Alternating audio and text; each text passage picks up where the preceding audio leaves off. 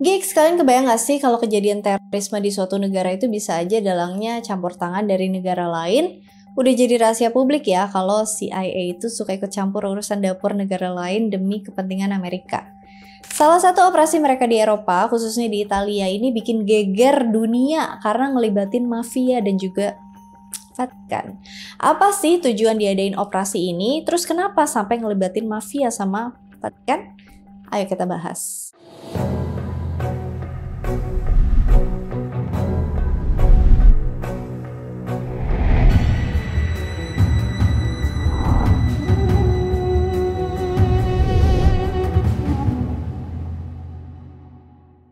Jadi semua ini bermula pas Perang Dunia Kedua berlangsung. Winston Churchill, Perdana Menteri Inggris saat itu ngebentuk Special Operations Executive atau SOE buat membantu gerakan perlawanan dan melakukan sabotase di wilayah Eropa yang diduduki sama Jerman dan juga sekutunya.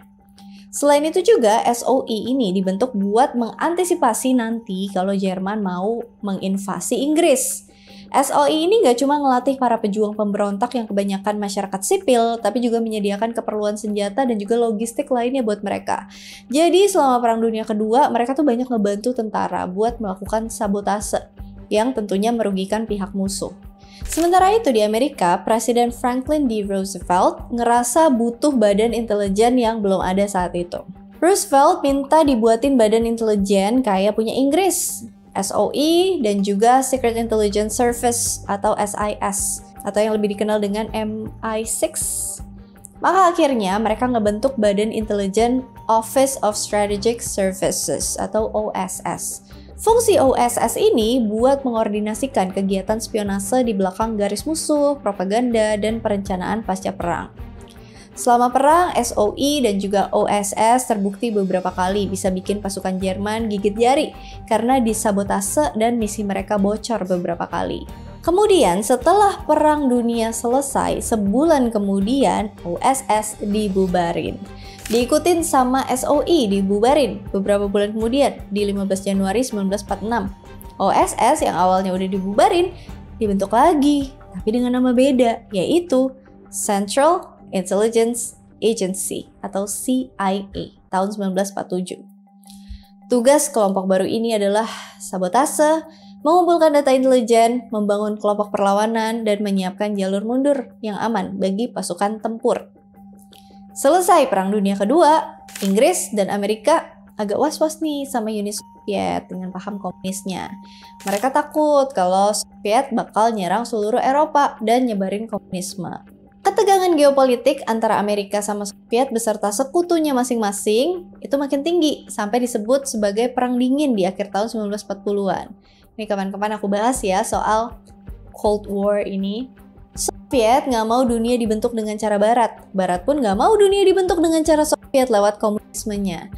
Hingga akhirnya tahun 1949, Amerika sama negara-negara Barat yang anti-komunis mendirikan North Atlantic Treaty Organization atau NATO. NATO didirikan buat melindungi negara-negara anggotanya dari negara lain yang bukan anggota, khususnya Soviet saat itu. Aku udah pernah bahas, kalian bisa cek video aku yang lama, yang NATO. Selama Perang Dingin berlangsung, NATO dan juga CIA punya pasukan rahasia hampir di seluruh Eropa yang dilatih nggak cuma buat menghadang komunismenya Soviet, tapi juga melakukan teror, manipulasi politik, bahkan sampai menggulingkan pemerintahan. Pasukan rahasia ini disebut pasukan Stay Behind. Agen-agen rahasia Stay Behind dibentuk sama mantan perwira SOE. Agen-agen Stay Behind biasanya masyarakat sipil yang benci banget sama komunisme. NATO sama CIA bikin suatu operasi false flag atau bendera palsu yang ditugasin ke pihak ketiga. Jadi NATO sama CIA kesannya nggak ikut-ikutan atau bertanggung jawab sama operasi ini. Operasi ini bakal dilakuin sama agen-agen Stay Behind sebagai pihak ketiga. Operasi ini diberi nama Operasi Gladio. Operasi Gladio ini dilakuin di negara-negara Eropa. Salah satu operasinya ada di Italia. Amerika dan Inggris mau sekalian juga membasmi tuntas fasisme di Italia. Jadinya mereka pikir kenapa nggak sekalian aja lempar satu batu kena dua burung. Jadinya kaum fasis yang tersisa itu diadu sama kaum komunisme yang mau menguasai Italia. Buat mempermudah misinya, CIA coba deketin Dinas Intelijen Angkatan Bersenjata Italia. Mereka dulu tuh polisi rahasia yang bertugas mengawal Om Musso. Tapi setelah Perang Dunia Kedua, mereka direkrut sama CIA buat jadi double agent. Agen terpilih akan dilatih di fasilitas rahasia di kota Alghero di pusat Sardinia. Agen akan dilatih taktik gerilya dan penyusupan. Nantinya mereka bakal ditugasin di pos-pos di Italia Timur Laut yang berbatasan dengan Yugoslavia, wilayah yang paling mungkin diserang Soviet lebih dulu. Di sana ada beberapa akses gudang senjata rahasia yang siap siaga kalau Soviet menginvasi. Di Italia sendiri tersebar 139 gudang senjata rahasia. Dan gak cuman itu, CIA juga manfaatin mafia buat mendanai operasi ini. Para mafia bakal melakukan transaksi di pasar gelap, kayak penjualan senjata ilegal, obat-obatan terlarang, judi, dan lain-lain. Mafia dijadiin tempat cuci uang dan pendanaan operasi CIA di Italia. Hubungan mafia sama CIA itu simbiosis mutualisme, saling menguntungkan kedua belah pihak. Vatikan juga ikut terlibat nih. Uskup Agung Paul Marcinkus adalah Presiden Institute for the Works of Religion alias Bank Vatikan. Bank Vatikan inilah yang dijadiin fasilitas buat semua transaksi operasi Gladio di Italia. Bank Vatikan mastiin dana operasi Gladio ini bisa mengalir tanpa ada kecurigaan. Dana yang ada di Bank Vatikan gak hanya dipakai buat operasi militer rahasia, tapi juga buat kampanye politik dan gerakan ekstremis sayap kanan yang tujuannya buat menyegah komunisme nyebar. Selain itu, Paus Pius yang ke-12 sangat anti-komunis. Vatikan takut komunisme yang ateis ini tuh bakal nyebar ke seluruh Eropa. Paus menganggap dirinya adalah pelindung kekristenan Barat, jadi dirinya bersedia bekerja sama dengan CIA. Keterlibatan Vatikan nunjukin kalau ideologi anti-komunisme itu sangat mengakar di Vatikan. Komunisme harus dilenyapkan dengan cara apapun menurut Vatikan. Tapi kondisi politik Italia yang gak stabil setelah Perang Dunia Kedua dimanfaatin sama partai komunis di sana buat ngambil pengaruh besar di masyarakat. Partai komunis ngingetin masyarakat Italia kalau fasisme itu yang bikin Italia sengsara di Perang Dunia Kedua. Mulai dari situlah fasisme dan komunisme sering berbenturan. Tentu aja bikin happy Cia sama NATO. Puncaknya terjadi di akhir tahun 1960-an sampai awal 1980-an. Era ini disebut Anni di Piombo atau Tahun Kepemimpinan, yang merupakan periode kekerasan politik dan pergolakan sosial di Italia. Masa-masa sulit buat masyarakat Italia karena banyak terjadi kerusuhan, pemboman, dan aksi teror yang dilakukan sama ekstremis sayap kanan maupun sayap kiri. Nah, agen Gladio punya strategi yang disebut strategi ketegangan. Strategi ini dibikin buat mengacaukan keadaan politik Italia dengan melakukan teror, terus mengkambing hitamkan kelompok sayap kiri. Nah, banyak kejadian ini yang berkaitan sama para agen Gladio yang kerjasama dengan ekstremis sayap kanan. Tujuannya biar partai komunis jadi dibenci, terus kelompok sayap kanan tetap berkuasa di pemerintahan dengan mulus. Hal itu juga mastiin kalau Italia sejalan dengan CIA dan juga NATO. Beberapa kasus terorisme selama masa tahun kepemimpinan diantaranya yang pertama, pemboman Piazza Fontana di sebuah bank di Milan tanggal 12 Desember 1969, menewaskan 17 orang.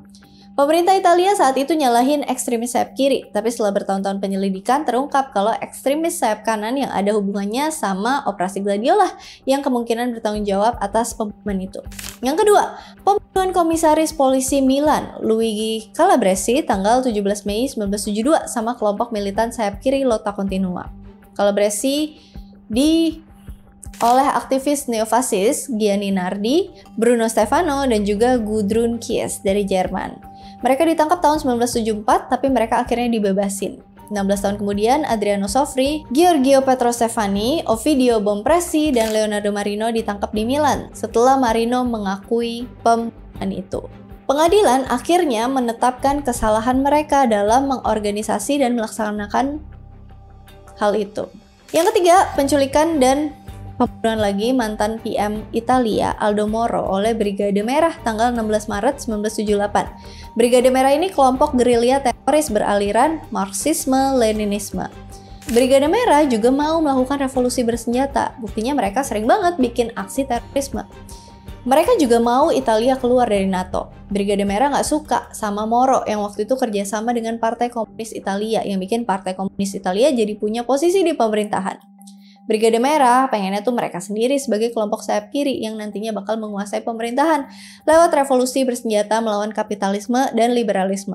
Contoh lainnya adalah pembunuhan stasiun kereta api di Bologna tanggal 2 Agustus 1980 yang menewaskan 85 orang dan melukai 200 orang. Sama kayak pembunuhan Piazza Fontana, pembunuhan stasiun kereta api ini awalnya dituduhkan ke ekstremis sayap kiri. Tapi pada akhirnya ekstremis sayap kanan lah yang terbukti melakukannya. Serangan-serangan ini dilakuin buat bikin politik Italia tetap nggak stabil. Ketakutan dan kekerasan dipakai buat alat manipulasi biar komunisme kelihatan buruk di masyarakat. Operasi Gladio di Italia terbongkar tanggal 24 Oktober 1990 pas Perdana Menteri Italia saat itu, Giulio Andreotti, mengakui adanya Operasi Gladio di Italia. Tapi dia nggak mau ngaku kalau Operasi Gladio yang bertanggung jawab sama kejadian pemboman tahun 60-an sama 80-an. Pengakuannya itu setelah dilakuin penyelidikan soal pengeboman mobil tahun 1972 yang newasin 3 polisi di dekat kota Gorizia. Bom itu berasal dari salah satu dari 139 gudang senjata rahasia yang dipasang oleh aktivis neofasis Vincenzo Vinciguerra yang dijatuhi hukuman penjara seumur hidup. Giulio Andreotti yang udah jadi Perdana Menteri Italia selama 7 kali ini dituduh masyarakat terlibat sama mafia, pembunuhan, dan aksi teror. Masyarakat marah dan kecewa karena pemerintahan yang selama ini menjunjung demokrasi dan keadilan itu justru mendukung aksi terorisme, pembunuhan, dan memanipulasi masyarakatnya biar takut. Salah satu warga sipil yang mengaku pernah direkrut jadi agen Gladio bilang kalau dia direkrut setelah ikut serta dalam demonstrasi anti-Soviet. Jika komunis mengambil alih, tugasnya adalah menyebabkan kerusuhan sipil separah mungkin. Dia dibayar 700.000 lire setiap bulan. Sekarang bernilai kurang lebih $1.500. Banyak juga ya. Uang itu diserahin ke dia dalam amplop kuning oleh salah satu dari 2 agen intelijen yang ngerekrut dia. Pengakuan Andreotti ini micu penyelidikan besar-besaran di seluruh Eropa, dan setiap negara di Eropa nyoba cari tahu apakah ada operasi Gladio juga di negara mereka dan juga seberapa dalam jaringan rahasia ini masuk ke dalam pemerintahan negaranya. Terus gimana tanggapan CIA sama NATO? Tentu aja mereka nggak ngaku, nyangkal. Beberapa negara yang terungkap adanya operasi Gladio adalah Belgia, Prancis, Yunani, Jerman Barat, dan Belanda. Mungkin masih ada beberapa negara lain, tapi mungkin aja pemerintahannya nggak mengungkapkan ke publik. Parlemen Eropa ngecam keras NATO dan Amerika Serikat karena telah memanipulasi politik Eropa. Pada tahun 2000, pemerintah Italia akhirnya mengumumkan hasil penyelidikannya yang terdiri dari 300 halaman. Pemerintah Italia menyatakan bahwa aksi pengeboman dilancarkan oleh kelompok Gladio yang memiliki hubungan langsung dengan pemerintah AS, khususnya CIA. Mantan kepala CIA, James Jesus Angleton, menyatakan kalau operasi Gladio jadi salah satu operasi yang paling penting selama Perang Dingin. Dia juga percaya perlunya tindakan ekstrim buat melindungi Barat dari komunisme. Operasi Gladio yang awalnya buat menghalau invasi Soviet berubah menjadi memanipulasi politik, serangan teror, dan melemahkan demokrasi dengan kedok melindungi demokrasi. Terbongkarnya Operasi Gladio jadi pengingat akan bahaya kekuasaan yang nggak terkendali dan operasi rahasia yang nggak ada pengawasan pemerintah pusat. Kita nggak tahu nih di luar sana apakah ada operasi kayak Operasi Gladio ini, ada berapa jaringan rahasia yang didanain sama pihak lain buat bikin huru-hara di dalam negeri. CIA nggak cuma nyegah komunisme nyebar di Eropa, tapi juga di kawasan Asia dan kawasan lainnya di dunia. Kalian tau lah, semenjak Perang Dunia II, Amerika jadi negara adik kuasa dan dia ngelakuin apa aja demi kepentingannya tercapai. Apalagi setelah Perang Dingin dan Soviet bubar, jadi deh negeri si Paman Sam ini jadi polisi dunia. Gigs, menurut kalian mungkin nggak kejadian di Indonesia tahun 1965 itu termasuk Operasi Gladio buat kawasan Asia? Atau jangan-jangan banyak kasus pembunuhan di Indonesia atau dunia itu ulah mereka juga? Gak ada aksi terorisme yang dilakukan sendirian. Setiap tindakan kekerasan ada pihak-pihak penting yang mendukungnya. Paling nggak begitulah kelihatannya saat ini. Oke, sampai di sini pembahasannya. Aku mau minta maaf dulu kalau misalnya ada yang kurang berkenan dari pembahasan hari ini karena topiknya sangat sensitif, dan kalau misalnya ada salah mohon dikoreksi, mohon diberitahu yang benar, dan kalau misalnya ada yang mau didiskusikan, ada yang mau dikomen, ada yang mau di-request, ada yang mau dikoreksi, komen aja di kolom komentar. Mohon maaf jika ada kesalahan dan terima kasih banyak untuk atensi dan koreksinya. Seperti biasa, thank you so much for watching. I hope you guys like it and I'll see you again on my next video. Bye! Sementara itu di Amerika, Presiden Franklin D. Roosevelt, bener kan? Franklin D. Roosevelt A few moments later. Roosevelt. Fungsi OS blablabla.